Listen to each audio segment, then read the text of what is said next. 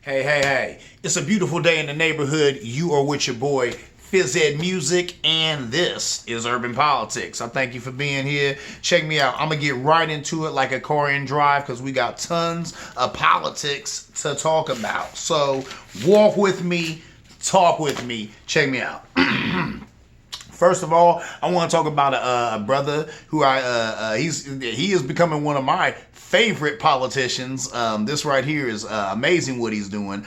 Democratic Representative Benny Thompson is suing Trump and Giuliani for conspiring with white supremacist groups to commit the insurrection that took place on January 6th. What? That's amazing. That's smart right there. There's a legislator doing some good legislating. Check me out, though. Check him out. Using the Ku Klux Klan Act of 1871. That right there is a post-Civil War law, they said. It's never been used like this before. It was used in Civil War times to stop KKK from hindering Southern officials. What? Oh my goodness. The argument is that this was a carefully orchestrated plot overseen by Trump, coordinated with the Proud Boys. I agree. Coordinated with the not so proud boys. Yeah. That's amazing right there. And I like the fact that here's a legislator doing his job. Here's a guy who said, hold up, this is a country of laws. Let me look in the law. There is retribution in the law. Barack Obama said that. This is a country of laws. We shall seek retribution through the law. And that's what Mr. Thompson is doing. He said, we must curb the spread of white supremacy. There it is. There it is. And this is how you do it. You know what I'm saying? You can always hit people, civilly. If you can't get people, in criminal court, you can get them in civil court. So that's what the man is doing here. We're a country of laws.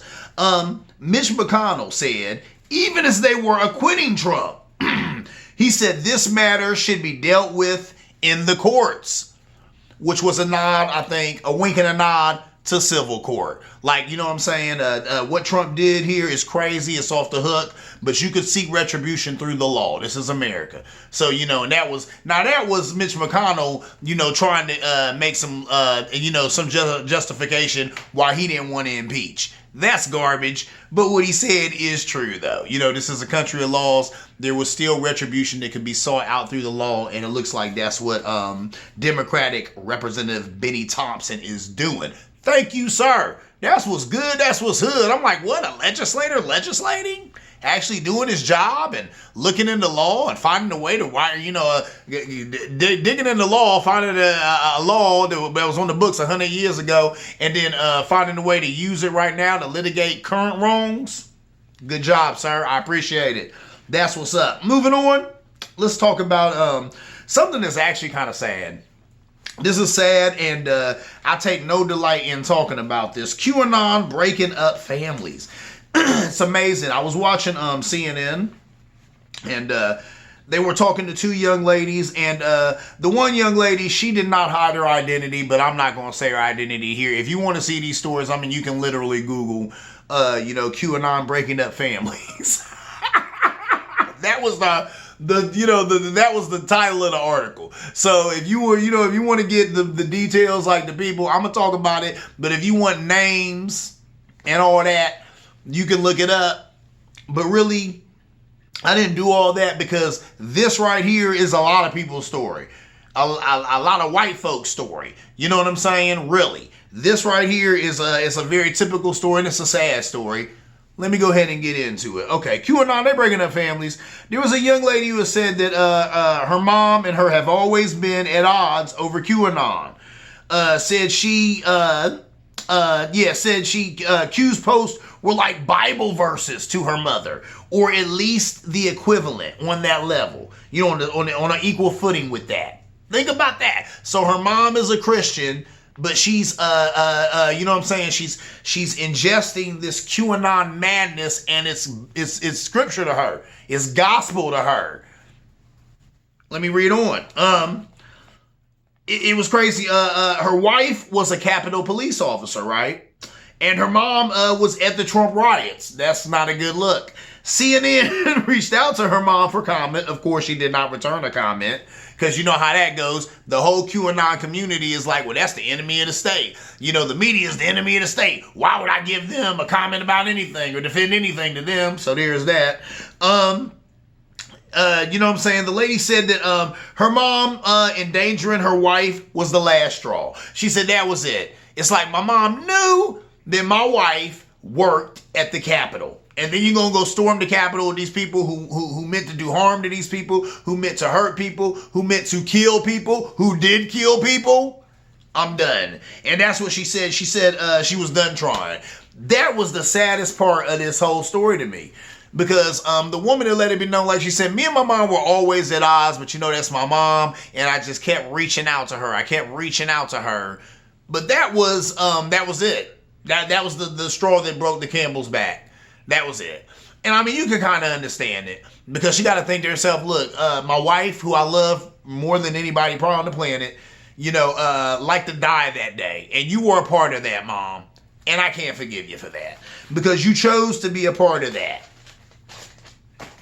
And that's sad that she wanted to be a part of that and I guess didn't even care about that other piece. Didn't even care that her daughter, her baby, the person who her child, who she has nurtured since birth, who she carried in the womb, she had to know that would hurt her, that would hurt her feelings. But she's so gone on this cult that it didn't make a difference. It didn't make a difference. She still went to the Trump riots and did her thing. And that's sad that she was willing to forego her relationship with her daughter because of this cult. But it's a cult, make no mistake. I mean, this is how it is. You know, this is how it's a cult. So when people are gone, they're gone. And she gone. She's drinking the Kool-Aid literally. So that is what it is. But I thought that was awfully sad. Let's talk about another young lady. This particular young lady, she had her face covered on CNN because she's still trying to have a relationship with her parents. You know, she said that, of course, we definitely have fell out over this Q thing because it done got crazy up in her house. And I'll read in a minute here. You'll see how it done got all crazy up in her house. But she said, I still love my parents and I still want to have the relationship that we used to have before 2016. Let me read the story. She said her parents had always been into conspiracy theories, but it got worse in 2016, specifically during the 2016 election. Said her parents would web search her college professors to see their political affiliation. Said that they would look and see, or she said it's sad because, okay, yeah, here's the thing. The right has always contended that there's all these liberal professors, liberal teachers in schools. I don't know what to say to that. Do I agree with that? Do I not agree with that? I don't know. How about this? Whenever you talk about human beings being good to other human beings, it seems to me that they consider that liberal. And I don't understand that. And ain't that what we want preached to our children? Here's what I'm saying. I remember back in the day, there was a guy that I would be around at work because we delivered stuff to him, and this dude was a car-carrying racist. And I told him how, you know, I said, yeah, you'll be seeing a lot less of me because I got another job. I said, I'm working at a daycare now. And then, you know what I'm saying, he looked at me and he said, great. He said, last thing we need, another liberal teaching our kids. See, so they're always thinking... liberal opinions and liberal agendas are held by people who are in education. I'm not even going to front. That might be true. But I'm like, well, these liberal opinions and liberal agendas are really just human agendas. Treating people with dignity and respect and caring about others. I'm sorry, I think that's good policy. And if you have a lot of teachers who come from that frame of thought, that's cool. I'm not saying that that's all of what the right is mad about. And I'm not saying that some of this stuff on the left doesn't go too far. But I am saying that it's interesting, you know, you come at me like that when my whole thing is being a lot like my man Ed Schultz used to say. Most of these teachers, you know, are invested in young people and just want to see the next generation do well. Anyway, moving on. That was what was going on with that. So the young girl was saying that she feels now that her parents just see this brainwashed student. And she wants her parents to be proud of her again. There was a time when, you know, they were proud of her. She was going to college. She was doing her thing. Now they look at her and they're like, oh, you don't think how we think? You don't believe these, what you call conspiracies are true? Oh, you're just a brainwashed student. And we paid all that money for you to go to that place and learn all this garbage from all those liberals. There you go. And that's sad, but that is what it is. She said the last time that she was home, she said they had a 3-year supply of meat. That's interesting. And a bunch of guns. Spent $7,000 on prepackaged meals. Said they were all excited about that, all proud of that. $7,000 on prepackaged meals. And then said they had all their money, cash money, in a mattress, under the mattress. What's going on, man? What's going on? What's going on is the right peddling fear, because that's how they stay in power. That's how they keep a stronghold on that 74 million people who voted for Trump, with fear, because this is ridiculous. Anyway, reading on, said that she grew up pretty privileged. That's what the girl said. She said, and it's crazy, I went away to college and I came back to a barn full of guns in the backyard. CNN reporter who asked her, what's the worst case scenario? That's what the CNN reporter said. Where do you see this thing going? What's the worst thing that could happen here? What's worst case scenario of your parents being involved in this cult, this QAnon madness that has taken over their brains? What's worst case scenario? What's the worst thing you think could happen? And the young lady said, worst case scenario, I think Q sends out a message telling them to truly be safe, kill yourself. And that's sad. That is sad. That is sad. She said that. She said that. And when I read that, I was like, woo-wee. Woo-wee. That's deep, ain't it? But that is kind of how this story ends, isn't it? Every cult I remember, that's how it ended. Jim Jones, ain't that how it ended? A bunch of people drinking the Kool-Aid and killing themselves. What was there was some other cult, Heaven's Gate. Something like that. Didn't that end with a bunch of them killing themselves? That's how the story ends. So I hope this Q story don't end like that, but it's interesting that she would say that.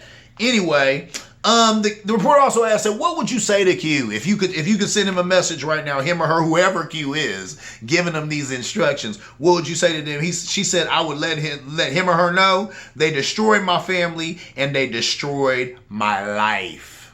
Think about that. This girl said, hey, guess what? I'm a white girl. I had a family. I'm growing up middle class. We had a great life. They sent me to college. I'd go to college and learn all this thing, have all these experiences, and I'd come home to a family that was waiting there for me, and we'd kick it, and we'd go camping, and we had a great life, and now you have made them crazies.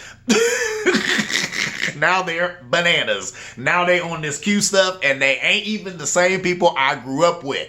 Now, for whatever reason, they don't like brown people. Well, geez, I went away to college, made some brown friends. I guess they're not coming through for dinner.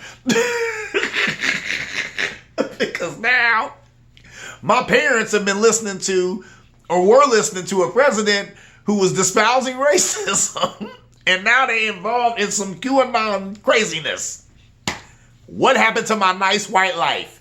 I'm telling you. And how about this? I feel her. I sympathize. I'm like, wow, ain't that something? I feel her. And I feel bad for her, because what must that be like? What must that be like?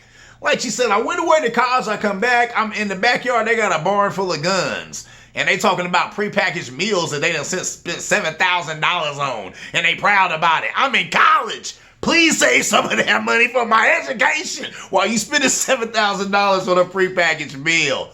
That is sad. I laugh to keep from crying, ladies and gentlemen, but that is so interesting. Listen, here's what we're dealing with. A week before the inauguration, Q put forth a story about how Biden and Trump have switched faces.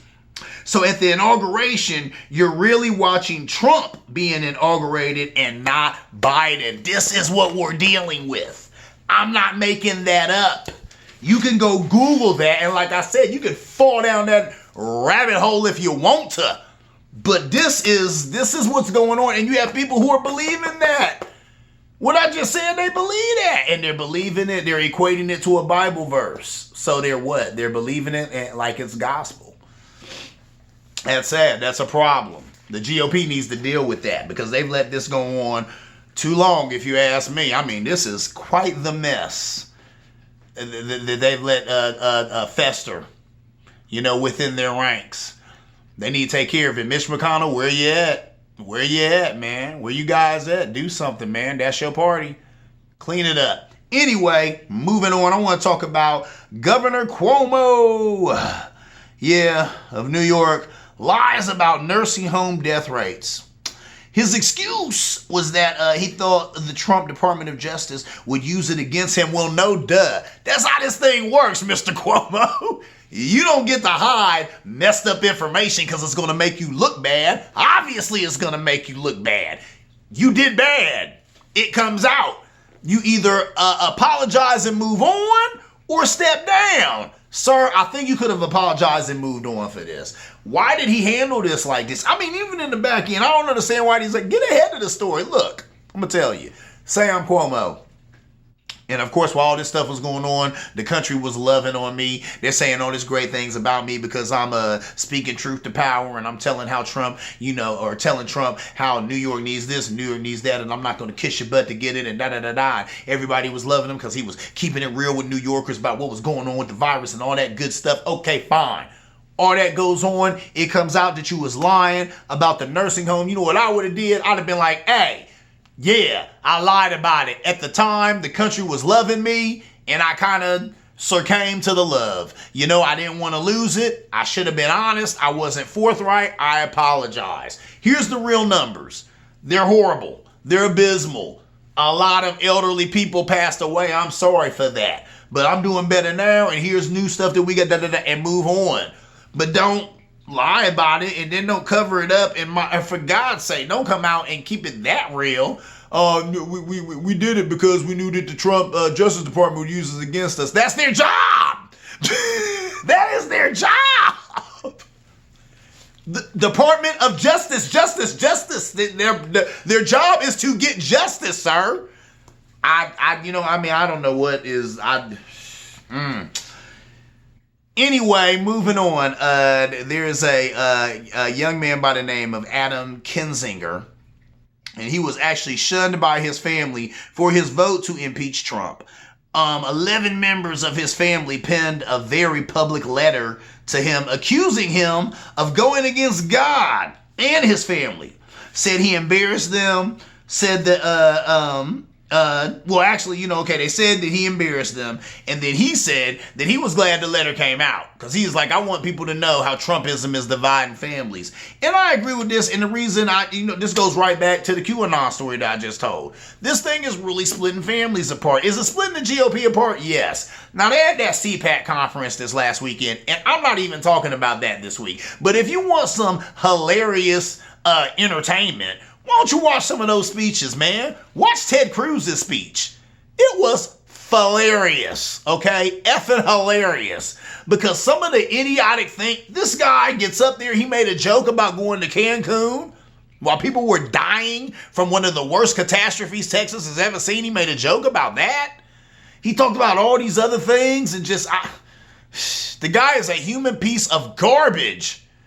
It's a comedy skit. You can't make that stuff up, man. He's better than a lot of comedians I've seen lately. His speech was better than a lot of comedy acts I've seen lately because it was that laughable. It was that funny.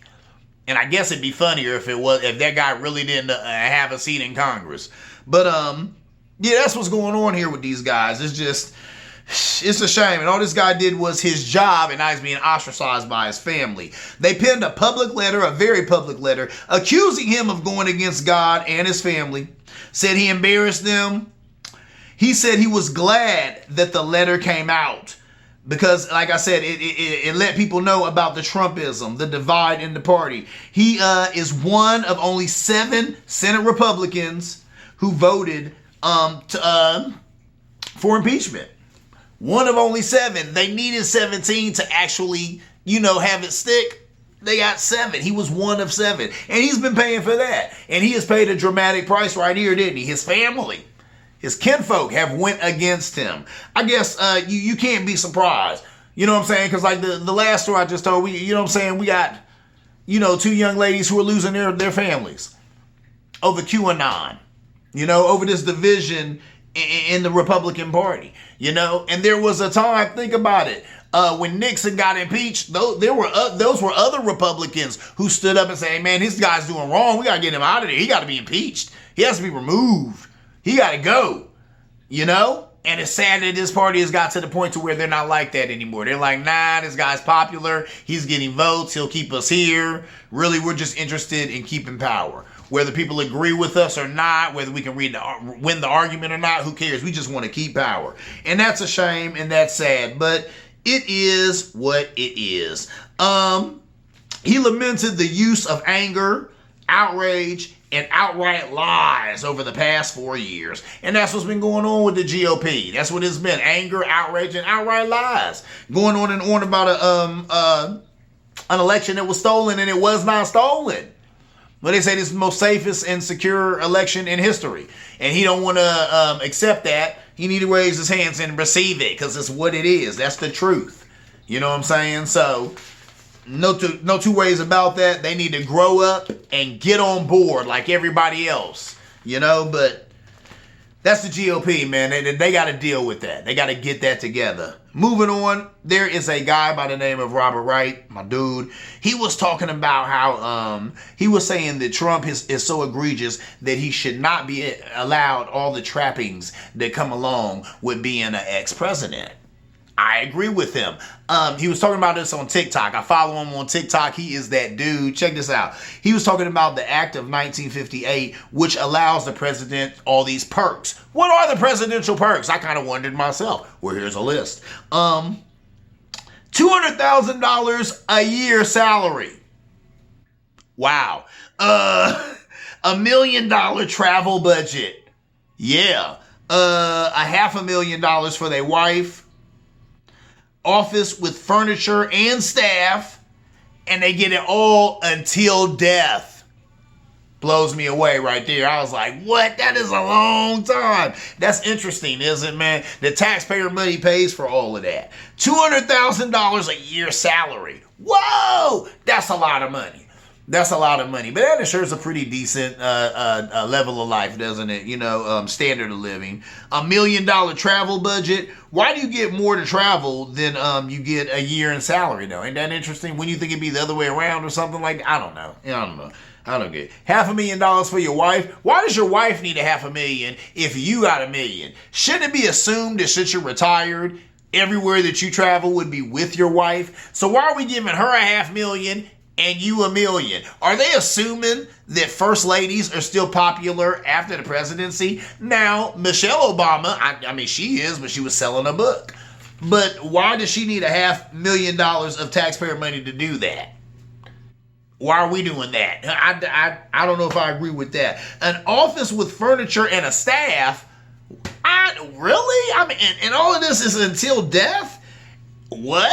So then do they update your furniture every year? Do they update your staff every year? We're paying for a staff? How much does that cost? Because they just talk about the office furniture and the staff. I want to know what that looks like every year. That right there might be $150,000.